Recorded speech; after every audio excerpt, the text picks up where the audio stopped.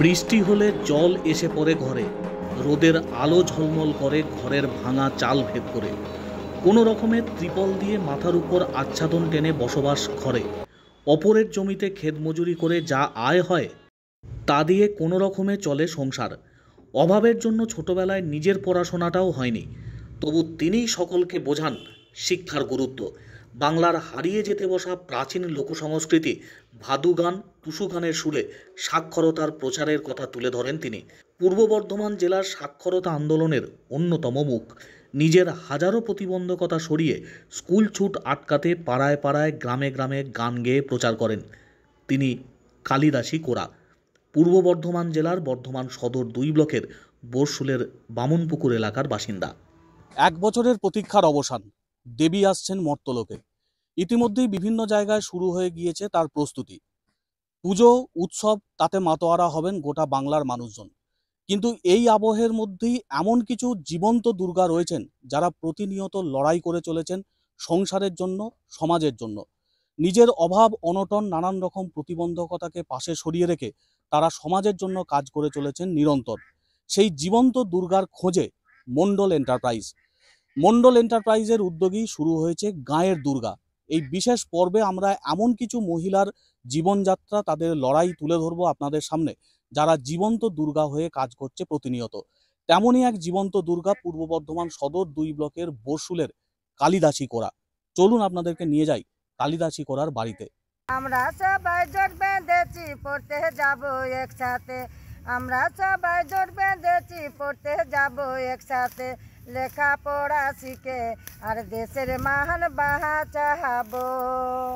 কেন্দ্র না ভাদু নিরক্ষয়া থাকবো না, কেন্দ্র না ভাদু নিরক্ষয়া থাকবো না, লেখাপড়া শিখে আর নিরক্ষর থাকিব না। নিরক্ষরতার অভিশাপ থেকে দূর করার জন্য লাগাতার প্রচার জারি রেখেছেন কালিদাসী কোরা। মঞ্চ কিংবা মাঠ, সব জায়গাতেই সাবলীল এই নারী। ভাঙা ঘর, খাওয়া দাওয়ার সমস্যা, আর্থিক প্রতিকূলতা, তা সত্ত্বেও আগামী প্রজন্ম যাতে ন্যূনতম শিক্ষা পায় তার লড়াই চালিয়ে যাচ্ছেন তিনি। জেলা, রাজ্য, ব্লক বিভিন্ন জায়গা থেকে সম্মান মিলেছে, রয়েছে বহু মেডেল, শংসাপত্র, কিন্তু তার রাখার মতো ঘর নেই।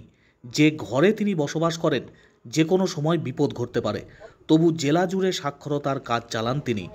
কেউ যাতে নিরক্ষর না থাকে, স্কুল ছুট না হয়, সেই প্রচার তুলে ধরেন বিভিন্ন প্রান্তে কালিদাসী কোরা। মণ্ডল এন্টারপ্রাইজের তরফ থেকে কালিদাসী কোরার এই লড়াইকে কুর্নিশ। আমি ছোটবেলায় বাবা মা পড়াতে পারে না, আমরা স্কুল যেতাম, মা আমার চেটা বিক্রি করে চাল নিয়ে আসতো, আমরা সেই চেটা বিক্রি করে মা চাল নিয়ে আসতো, সেইগুলো খেতাম। আর আমরা ঠাকুমাকে বলতাম যে ঠাকুমা, এই যে টুসু ঠাকুর নিয়ে আসছো, এই ঠাকুরটা যখন নদীতে আমরা নিয়ে যাচ্ছি কিভাবে গানটা করছে ঠাকুমা তুমি একটু বলে দাও তো, তোমাদের কাছে তো শিক্ষা। ঠাকুমা আদিবাসী মহিলা গ্রামে যে এরকম সংস্কৃতিগুলোকে মাটিতে হারিয়ে যাচ্ছে, সেইগুলোকে তোলার জন্য আমি গ্রামগঞ্জেতে ঘুরেছি। সেই পড়াশোনাটা আমি স্কুলে, নাইট স্কুলে যেতে যেতে শুধু নাম সইটা আমি শিখেছি। বাচ্চাগুলোকে এনে আমি বসিয়ে গান শিখে দিতাম, নিজে বাজনা করতাম।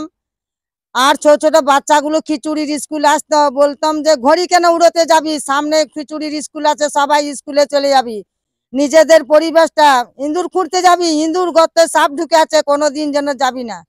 তাই ঠাকুমাকে বলতাম যে ঠাকুমা জায়গায় পুরস্কার পেয়েছি, তবে আমি কোথায় যে পুরস্কারটা রাখবো, আমার চোখের জলে ভেসে যায়। সেই পুরস্কার আমি ঘরে রাখতে পারি না, ভিজে যাচ্ছে। আমার দামি দামি মানে সার্টিফিকেট সব ভিজে গেছে, আমার বাস্ক ভেঙে মানে জল ঢুকে যাচ্ছে। কোথায় থাকবো আমি নিজেই জায়গা পাচ্ছি না।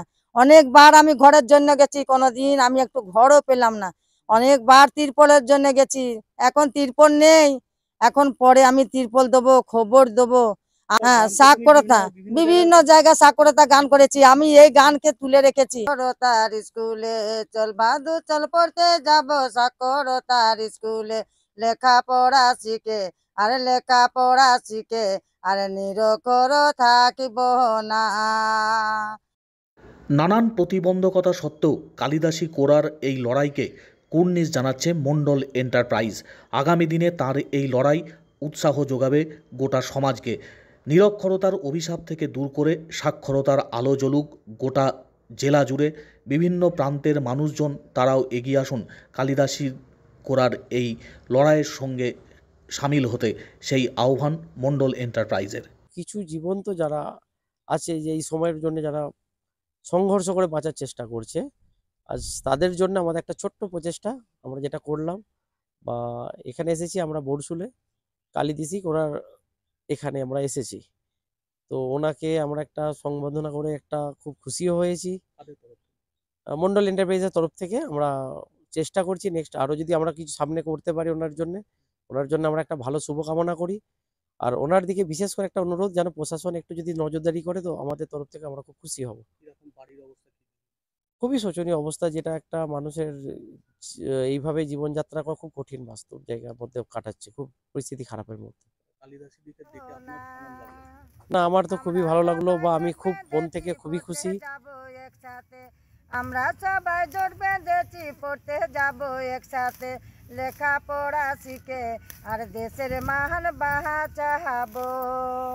কেন্দ্র না ভাদু নিরক্ষয়া থাকবো না, কেন্দ্র না ভাদু নিরক্ষয়া থাকবো না, লেখাপড়া শিখে আর নিরক্ষর থাকিব না।